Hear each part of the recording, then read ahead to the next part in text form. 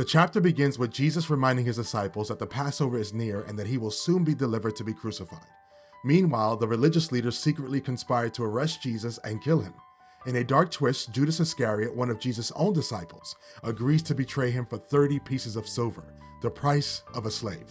In Bethany, Jesus dines at the home of Simon the leper. A woman approaches with an alabaster flask of very costly oil and pours it over Jesus' head as an act of love and reverence. Some disciples criticize her, calling it a waste, but Jesus defends her, saying, "She has done a good work for me.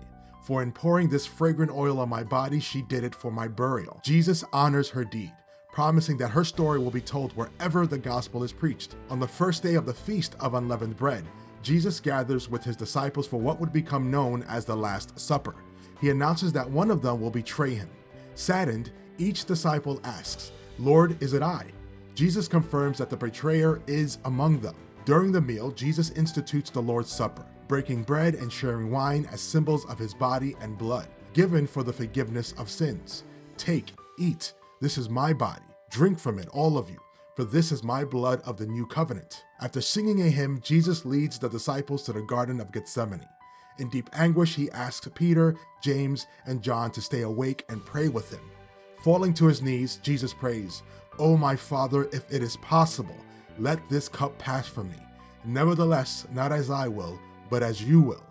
His humanity and submission to God's will shine as he surrenders to the impending suffering.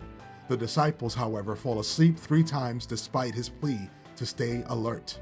Suddenly, Judas arrives with a large crowd armed with swords and clubs. He betrays Jesus with a kiss, identifying him to the authorities. In an attempt to defend Jesus, Peter draws his sword and cuts off the ear of the high priest's servant. But Jesus stops him. "Put your sword in its place. Or do you think that I cannot now pray to my Father and he will provide me with more than 12 legions of angels?" Jesus willingly surrenders, fulfilling the scriptures as the disciples scatter in fear.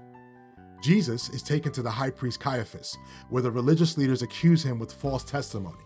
Though the charges are false, Jesus remains silent until Caiaphas demands to know if he is the Christ. Jesus responds boldly, "It is as you said.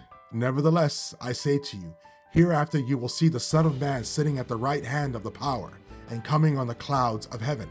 In a rage, the high priest tears his robes and condemns Jesus for blasphemy. The crowd spits on him, strikes him, and mocks him. Outside, Peter watches the trial unfold.